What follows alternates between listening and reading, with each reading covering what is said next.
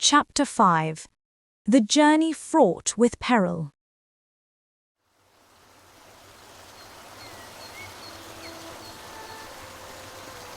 Tav's mind raced.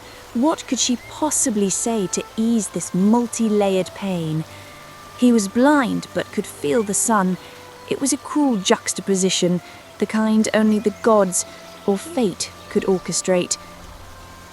Astarion's sobbing started to subside, replaced by ragged breaths.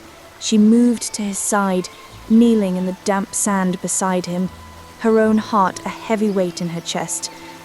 Carefully she placed her hand on his shoulder, feeling him tense under her touch before gradually relaxing. "Astarion, I'm here, my love. We'll get through this, whatever this is."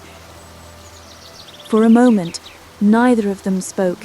The air seemed to hold its breath, as if waiting for Astarion's response. Finally, he reached up and felt her hand clasp his. The grip he returned was almost painfully tight. "I know, darling. I'm just not sure if that makes it worse or better." It was a confession, a fragility that Tavriel was hopeless to understand. They had faced countless trials, but this cruelty seemed like a fate worse than death. For a man like Astarion, who was always so proud, so sure, witty and funny, to be reduced to this, blessed to walk in the sun, cursed to never see it. Tavriel leaned forward, pressing her forehead against his. Their breaths mingled in the short space between them. "We must go to camp." Astarion heard her words, felt her breath on his cheek. Wordlessly he nodded and allowed himself to be helped to stand. She helped to steady him, her arm wrapped around his waist, her hand gripped by his. With careful steps they pushed off the bank of the river and slowly made their way back to their camp. The cave was hidden amidst the craggy rock face that surrounded the Valley of the Clouds, up a short walk from the rushing waters they had miraculously crossed. The sounds of the steady rush of water faded behind them with each stumbled step forward. Astarion and Tavriel arrived, weary but still holding on to each other, her hand tightly gripped by his. The sunlight caressed the valley and shone into the cave, revealing a space surprisingly dry and welcoming. Tavriel sighed in relief and helped Astarion sit against the cave wall. Relief flooded him, and he sank down to the ground as she busied herself with their limited supplies, starting a small fire for warmth. Astarion leaned his head against the rock wall, tiredly turning his face towards it. Tav caught glimpses of him. The soft light of the flames flickered over Astarion's face, casting his crimson eyes in fluctuating shades. He felt Tav come beside him, drop to his level, and touched his shoulder. "Do you feel the warmth of the fire?" "I do. It's strange, isn't it? Able to feel the warmth, but..." He didn't dare finish the sentence. It was all still too fresh. Instead, he just said, "Thank you." Tav sat beside him, letting their shoulders touch so he could feel her weight against him, for whatever comfort that could bring him. She hoped it did. For a moment, however, they simply sat in silence, the weight of their circumstance being a heavy toll that they both felt. "Astarion, what does this mean for us? For you?" "I don't know, Tav. We came here for another wretched relic from another abhorrent god, to break my curse. The chains have only tightened, and the gods must be laughing." "You can walk in the sun and running water." "At what cost, Tav? Walk in the sun, feel it on my skin, but never to see it. Rivers won't burn, but I've been robbed of the world of color, of light." His head sank back against the rock, turning away from her. Sanctimonious thieves, the lot of them. Tavriel reached over to take his hand, feeling the ring he had been tracing with his thumb. "You're not alone in this, Astarion. I don't know how to fix this. We'll find a cleric, but I won't let you navigate this darkness alone." She felt his grip on her hand intensify. I don't need your pity. Tav stiffened at Astarion's harsh retort. She searched his face for a sign of the handsome, roguish elf she knew, but had tears blurred her vision. This wasn't like him at all. But she knew that nothing about this situation was normal. She felt lost, just as he surely did. She searched his sullen face for answers, but found none. They had shared countless dangers and survived, and the bond they shared had always seen them through. Pity. She couldn't deny it, and it made her feel ashamed. Astarion's self-pity festered like a wound, enveloped in rage. Every fibre of his body ached from escaping the ruins, and his soul was poisoned with fury. At his harsh words, Tav's hand began to pull away, and he involuntarily tightened his grip. He bowed his head, his eyes straining to see through the darkness, to see their joined hands or the ground beneath them. Anything. You don't have to stay, you know. Astarion's voice was barely above a whisper. He let out a breath of sullen laughter. No need to weigh yourself down with a blind vampire. Tav's breath caught in her throat, every word he uttered clawing at her heart. You're not just a blind vampire. You're Astarion. In case you've forgotten, you've saved my life more times than I can count. I can't very well do that now, can I? What in the world was happening to him? This wasn't like him at all. It wasn't clear if this affliction was permanent, and yet his mind whirled as if his fate had already been sealed. Tavriel didn't deserve his ire, and still he could only spit venomous words. A flicker of emotion crossed his face, but his eyes, dark, unfocused orbs, revealed nothing. Fine, stay! Pity me then! But don't expect me to sing you praises for it. I don't need you to sing me praises. Let me help you, because Astarion, gods above, I love you, you bedeviling, ruthless man. And you say I'm incorrigible. You've enough of that for the both of us at the moment. I will not let this take you away from me. Maybe I just need rest. Perhaps I just need more time. We should rest. There were no more words exchanged between them, besides the gentle coaxing and instruction from Tav, guiding Astarion to try to stand, to help him remove his armor. The studded leather coat was set aside, their bedrolls of soft fur and leather unfurled. Every movement ached and racked their bodies, until they were finally able to settle into the small comfort of their blankets. Astarion lay facing the fire, as if his gaze was lost in the flickering flames. Tav lay beside him, her arm draped over his strong frame. She watched him watch nothing, her hand on his chest, rubbing circles against his cool skin. He brought a hand up to hers, pausing her ministrations, and felt the sapphire ring he had placed on her hand there. It was over a 10-day ago since the night they had gazed up at the stars. Her words and how she had eagerly told him about the brow star, the star at True North, flooded back to him as he gingerly touched the ring on her hand. You still see me, don't you? I still see you, my love, she whispered against his face, and kissed him again.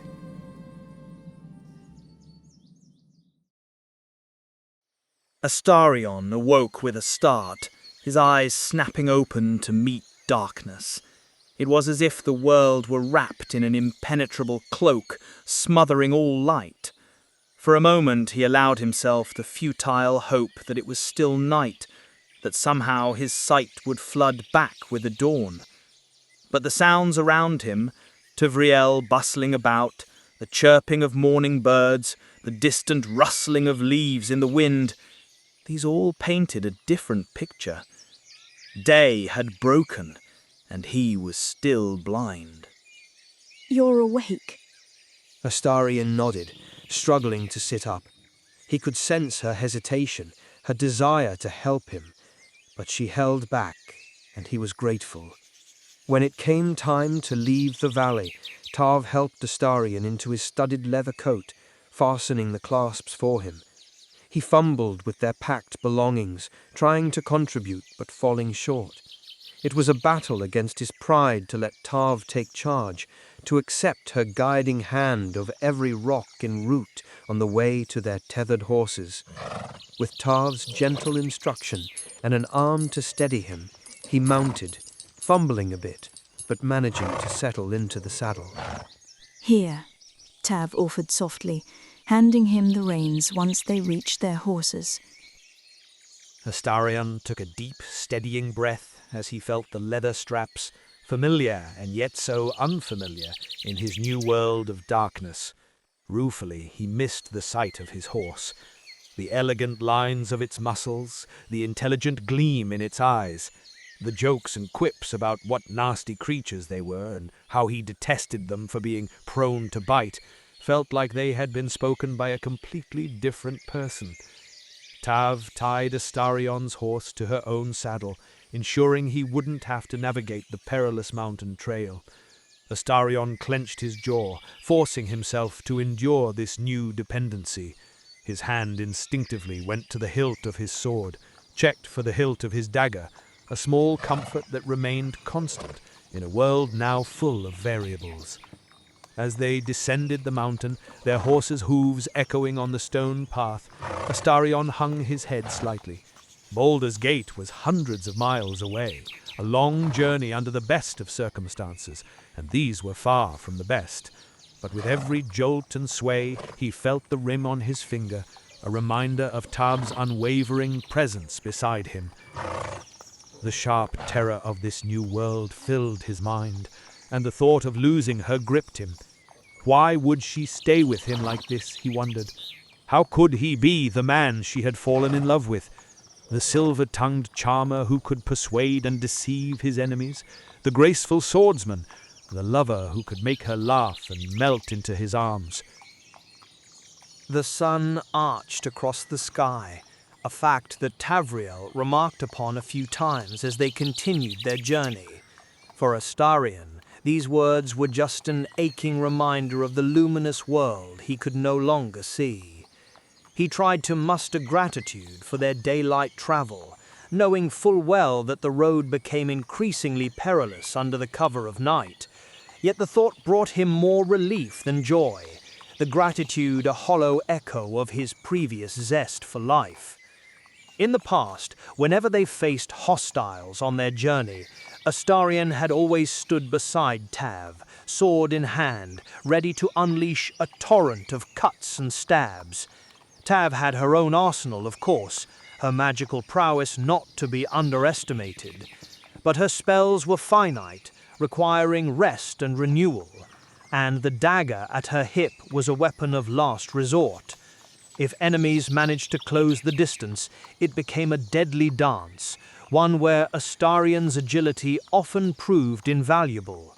Now, robbed of his sight, he couldn't help but wonder how he could be of any use in a fight. They encountered few travelers along the way, a blessing that Astarion felt but couldn't fully appreciate.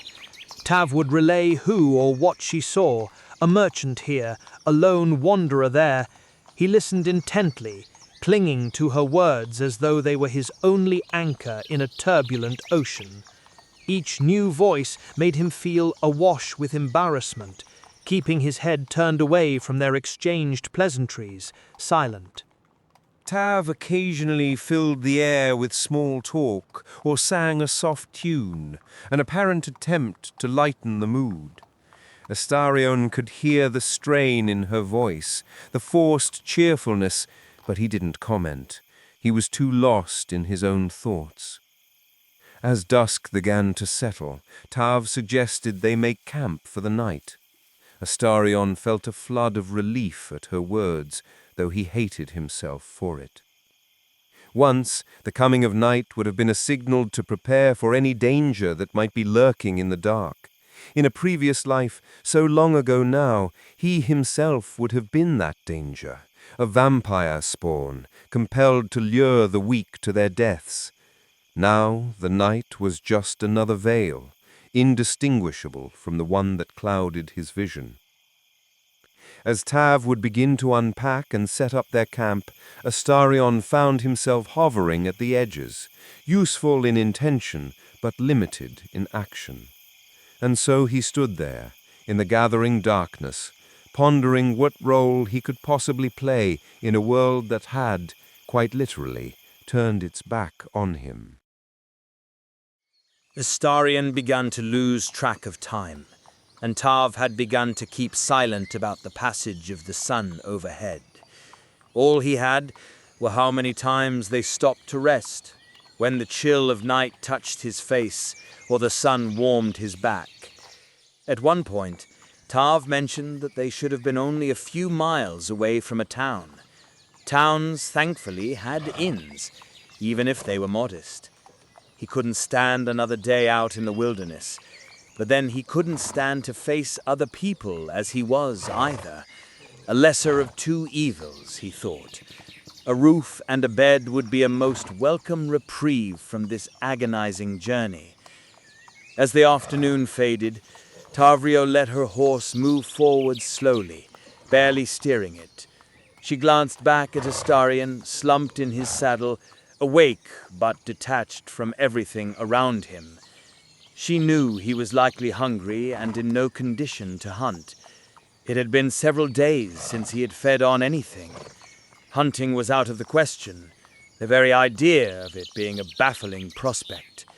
Tav had offered him to drink from her, but he refused, irked by how an act that had been so sensual between them could morph into one of caregiving and pity.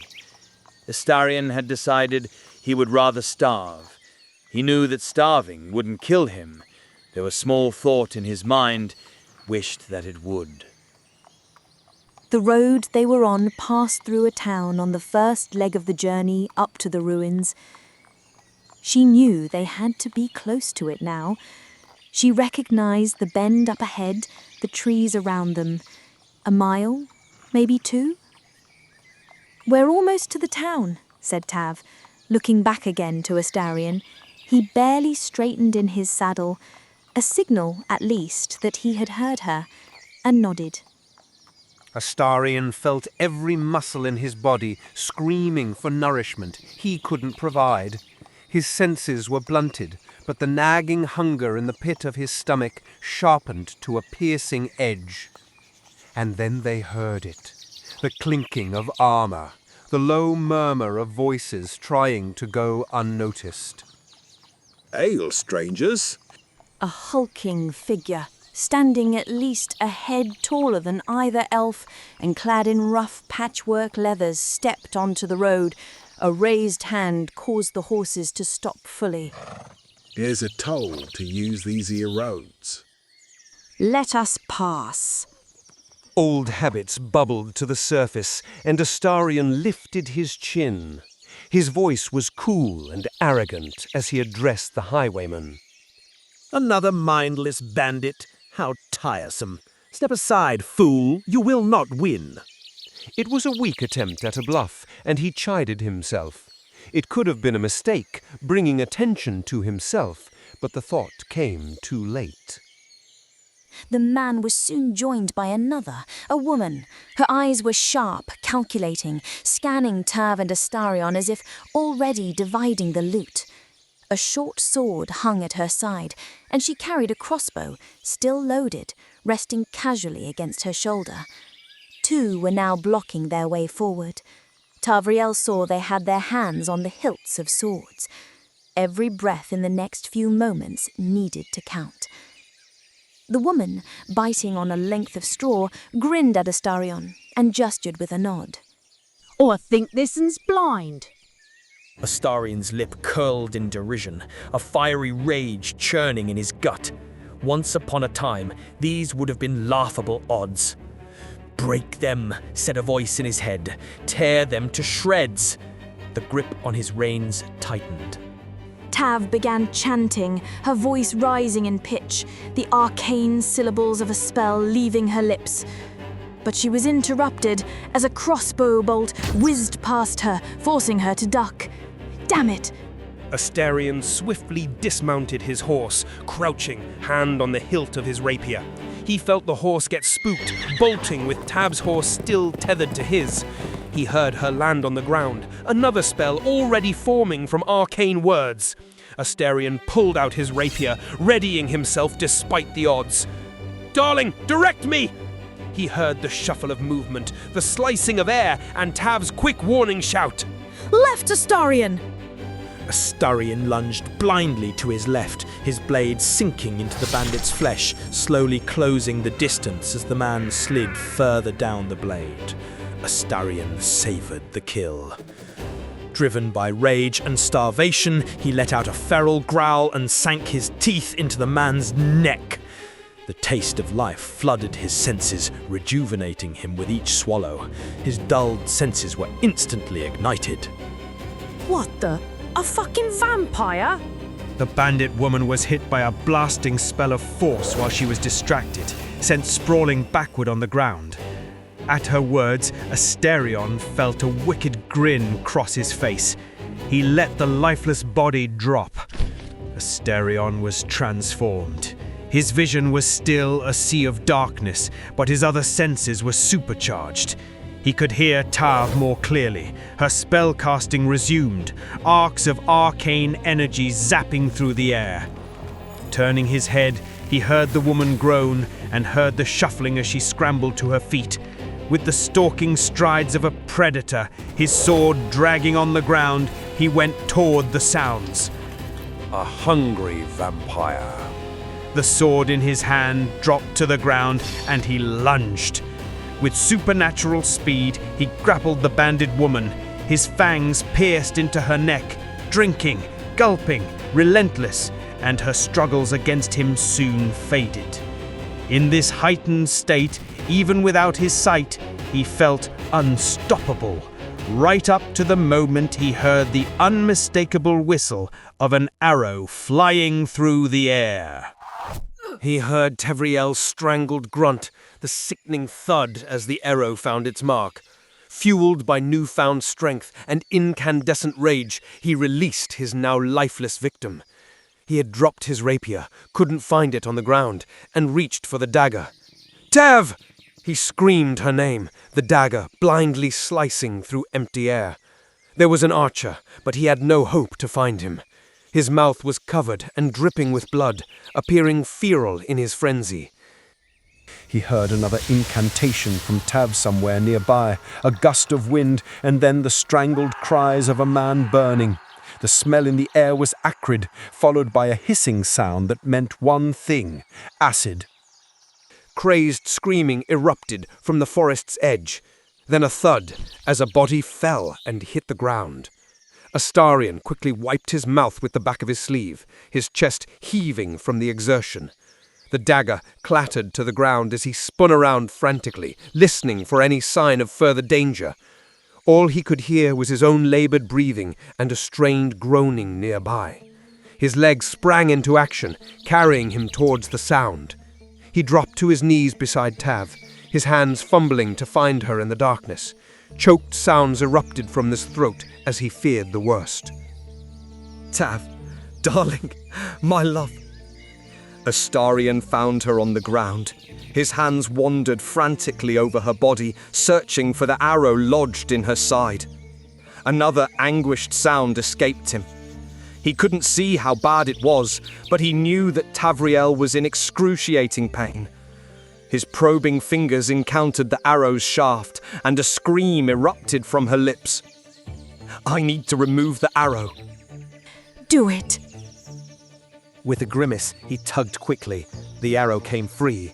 A muffled scream wrenched from her throat. Astarion's face was a picture of agony, every sound of her pain cutting him deeper than any blade. Tenacity he hadn't felt in days materialized from some forgotten place deep within him. "We need to get you to that inn, my love. Can you walk?" I can try. Tav felt herself being pulled up to her feet. She clutched weakly to the wound on her side, the blood seeping into the side of her tunic with a blooming red stain. Her hand pressed against it, the pain hot and sharp, making her cry out again. Astarion could barely ignore it enough to get his bearings. He slipped an arm around her waist, gently lifting her to stand. He took a moment, trying to recall the direction of the road, the subtle nuances of wind and scent. His heightened senses provided him a murky compass. Our supplies, the horses, the potions. We've no time to waste. I can smell a fire and wood smoke from the inn. It's close. Hang on, my love. Just hold on to me. As they stumbled forward toward where Astarion's senses guided them, through her haze of pain, Tav saw Astarion's weapons near the body of the bandit woman. The woman's neck had been utterly ravaged, and his blades had been forgotten on the ground. Your weapons... Leave them. He was wholly focused on the path forward. Perhaps such things were useless to him now. Perhaps it didn't matter. All that mattered was taking each step forward toward the inn and to safety at last.